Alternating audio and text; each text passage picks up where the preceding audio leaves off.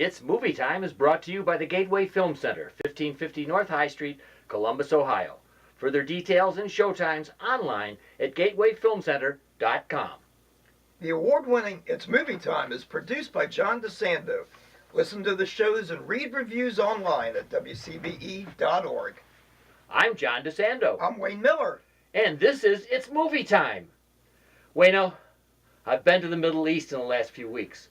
I saw The Square about the Egyptian Revolution from 2011-2013, a documentary. And now we've seen Omar. Which I thought was a it took me to new places. It really did. I've read a lot about the whole Palestinian struggle over there, the Israeli forces and the West Bank and the security walls and everything.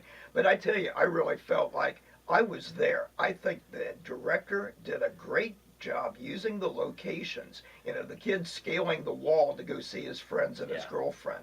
I didn't even know that they would have like a little park area where you could go out with your buddies and shoot at microwave ovens.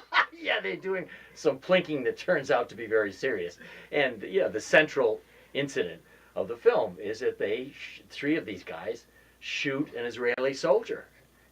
Not considering at all that might be murder, but out of some kind of a frustration to be able to liberate themselves in a small way. But the director, Abu Assad, of course, this is his second nomination for Best Foreign Feature. 2005, he was nominated for Paradise Now, about two young Palestinian suicide bombers.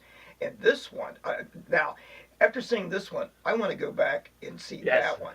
And what's funny, he came to the attention of Hollywood, and so he directed some movie in 2012 called The Courier. I don't know if you'd heard of it. Okay, yeah, I had. Mickey Rourke and Lily Taylor, and it bombed big time. So now he's back to his roots, and some interview I was reading, and some of the actors said they're happy that one bombed because then he went back, really thought about what he wanted to do, and he wrote this movie, Omar. And one of the characteristics of this film is that there's so much reality because almost every actor except for the Israeli officer is not a professional actor. Right, yep. And boy, are they good. I mean, Omar, handsome, sensitive. And his buddies, Now, what I thought, and I think there was some good humor in this one, and particularly at the beginning, and this what really sold me. They asked Amjad to do his impersonation of Marlon Brando from The Godfather, and the guy did a spot-on impersonation, and it was very funny and very good and surprising. For all of you Brando freaks out there, and for anyone who wants to see something very odd in movies, see this kid's imitation of Brando. You are right. It's stunning. You stand back and of course it helps to establish the somewhat melodramatic triangle between Omar and the young Nadia, very attractive, beautiful high school girl, and Amjad. Yeah. And the intrigue comes, of course, with the Israelis pursuing these guys. They're not going to stop until they catch the murderer of one of their soldiers. And then Omar gets caught in a tangle, an unbelievable mess, where he's trying to liberate himself from the Israelis, and they're making a deal with him that he turn in one of his buddies, Tariq. I mean, it seems almost impossible. Right. I'm a big fan of the Law and Order TV series. Yes. And what I thought was very funny, how they tricked him, sending in that Israeli agent in the jail and talking to him, and Omar says, well, I'm not going to confess. Well, to the Israelis, that meant, okay, you confess. It's kind of like, okay, you're dead. You say you weren't going to confess. Well, that means that you did it, so you confessed. So he was facing like 90 years in jail or whatever. And this is where I thought that the Israeli agent was very, I mean, with all the cruelty of the other people in the jail during the horrific torture scene, his getting beaten up at a checkpoint, Omar, Omar. And so I thought, and right right up to the very end, I was very sympathetic and really liked the Israeli Well, agent. it's Agent Rami, Yeah, played by a professional actor named Waleed Zualter, and he stands out in the film not just right. because he's so much more of a seasoned actor, but because he fits the bill of the good cop. Right. And Yeah. the way they do that, the way he makes his inroads into young, impressionable Omar, and I agree with you, we're and gaining our sympathy, Yeah. even though his tactics will ruin lives. It's just, and the scenes between the two of them, Omar and the good cop, these are worth seeing. This Yeah. is very fine stuff. And I'd like to go back and see some of the films that he had done. The Israeli agent, Yes. the actor, played that character. And one of the ones that I found that was really bombed was The Men Who Stare at Goats. George Oh, Clooney. Clooney's, yeah. And and he was in that one. But I thought very good. Yeah. And you know how I really like looking at the relationships. To me, that's what really makes movies. And you're right. That the love affair that you really felt for Omar, that he was really in love with this young lady, and the sister of Tariq, one of his best buddies, and then of course Amjad, who also loved her. And I thought how that played out, and I was really trying to determine how long a time from beginning of the film to the end of the film, how many years that it may have taken, because when he goes and visits her and she's got two young But children. that's correct, for sure. That's a couple of years in between. And then there's a lot of things that are left unsaid in the movie, leaving it up to the imagination of the viewer to fill in some of the gaps.